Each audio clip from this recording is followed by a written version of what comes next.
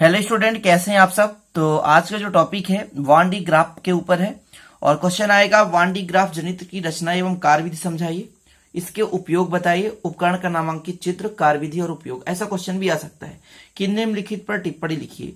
उपकरण का नामांकित चित्र, तो आपका ये डायग्राम है, इसका चित्र बनाना है आपको, ठीक है।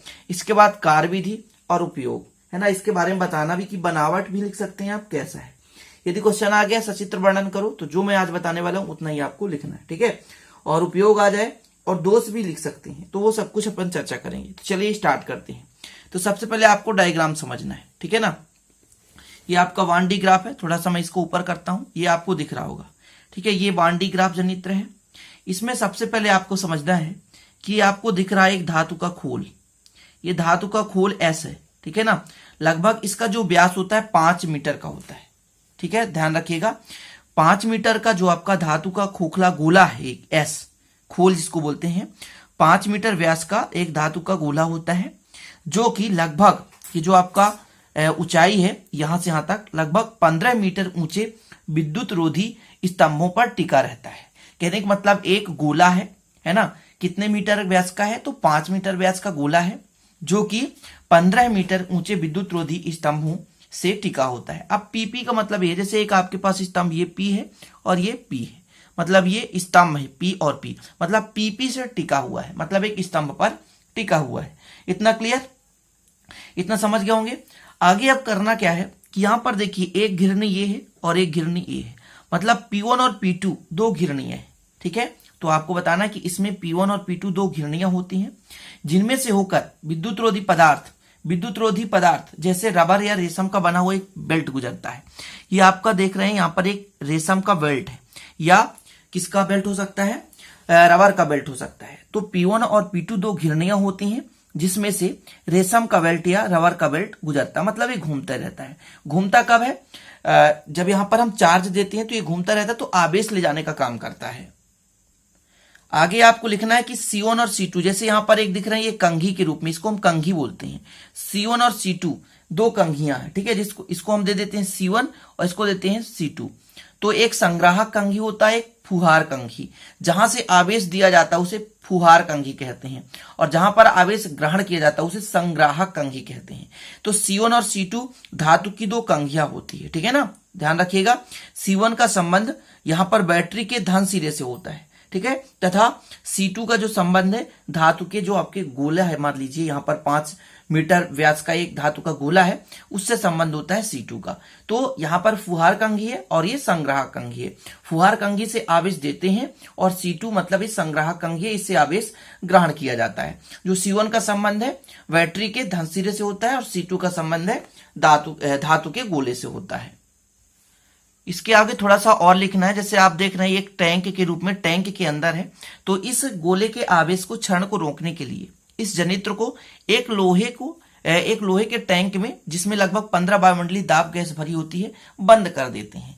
क्षरण आवेश यहाँ का नष्ट ना हो, इस आवेश को रोकने के लिए हम इसको एक लोहे के टैंक में बंद कर देते, जिसमें दाब लगभग कितना होता है, 15 वायुमंडलीय दाब होता है। क्लियर, ये हो गया, इतना आपका बनावट या चित्र का वर्णन हो गया। क्लियर, एक बार पुनः बताता हूं, इसके बाद आपको कार्यविधि लिखना है, ठीक है।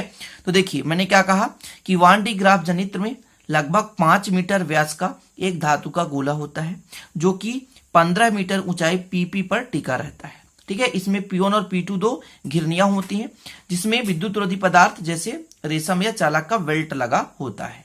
इसमें दो कंघियां होती है, एक C1 और C2। C1 फुहार कंघी है, C2 संग्राहक कंघी है। C1 का संबंध बैटरी के धन सिरे से होता है और C2 का संबंध इससे होता है तो धातु के गोले से होता है, बंद गोला जो आपका है उससे होता है ना।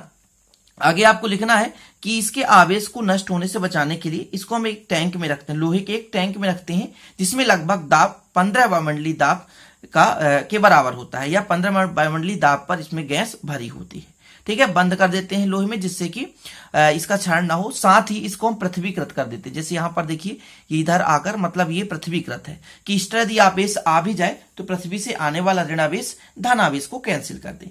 तो ये आपका हो गया क्या, तो ये हो चुका बनावट, ठीक है।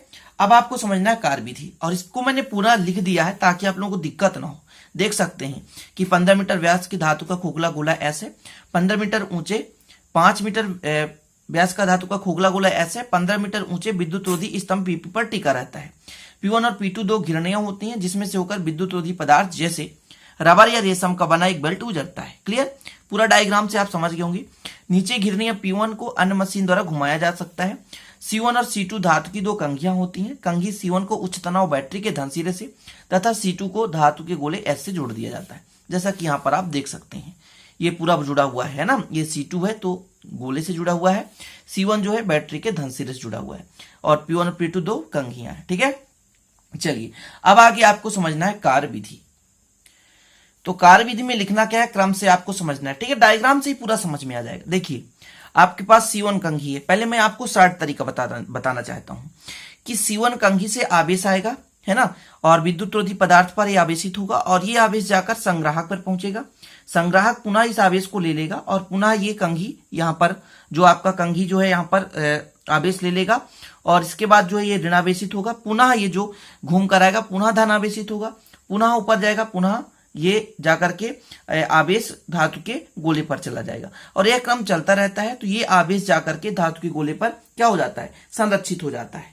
तो 10 लाख वोल्ट तक या उससे अधिक भी इसका विभव हम बढ़ा सकते हैं। थोड़ा सा मैंने इसको शार्ट तरीका बताया कि यहां से आवेश लेता है, यहां पर छोड़ देता है। देखिए क्रम से आप समझिए। आपके पास कंघी C1 है। कंघी C1 के बैटरी के धन सिरे से जुड़े होने के कारण, ठीक है, इसके नुकीले सिरों पर पृष्ठ तनाव अधिक होता है।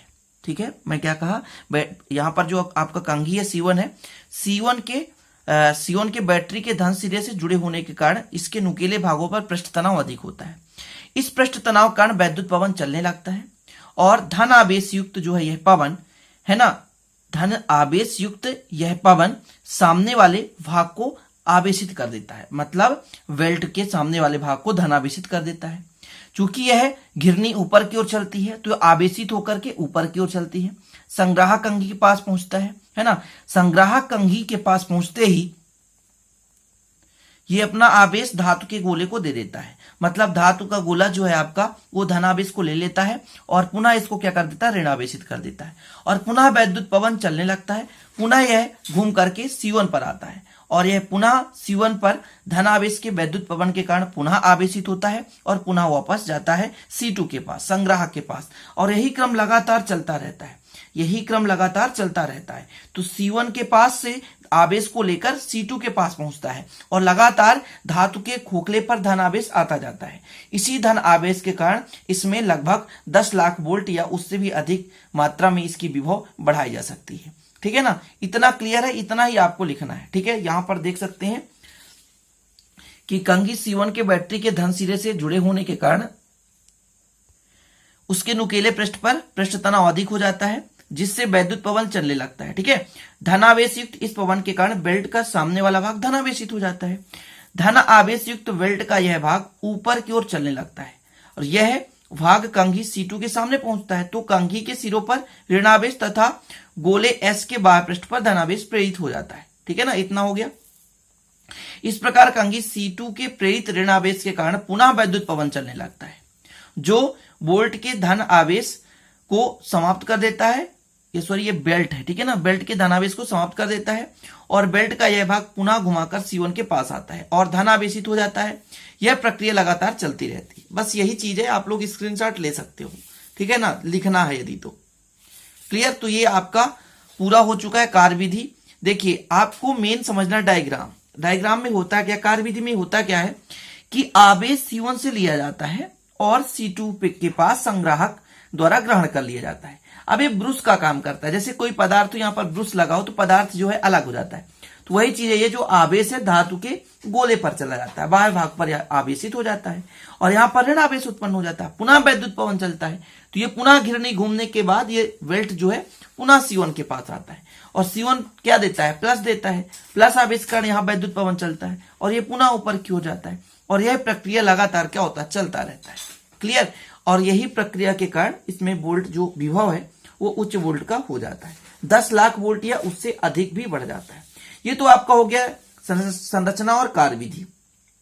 अब इसके उपयोग आपको लिखना तो लिख सकते हैं नाभिकीय भौतिकी के अध्ययन में।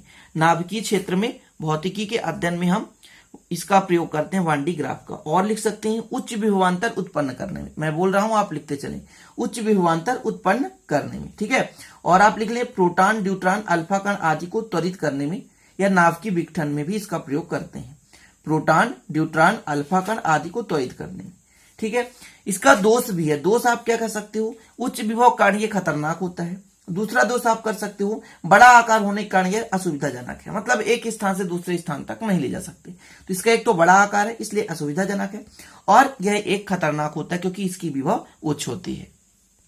तो इस प्रकार से आपका 1D ग्राफ कंप्लीट हो गया। छोटा सा इन्फॉर्मेशन आपको बताना चाहता हूं कि आपको 11th क्लास या 12th क्लास का फिजिक्स या केमिस्ट्री का पीडीएफ लेना है तो प्रत्येक सब्जेक्ट का पीडीएफ मात्र 100 रुपए में सारे चैप्टर के पीडीएफ आपको प्रोवाइड कराए जाएंगे, जिसके लिए कांटेक्ट नंबर 9685299149 पर आप संपर्क कर सकते हैं। बिल्कुल विधिवत पीडीएफ तैयार है, आपको तुरंत है ना पीडीएफ दे दिया जाएगा व्हाट्सएप पे, और जिससे आप अच्छे से पढ़ाई या नोट्स बना सकते हैं, ठीक है।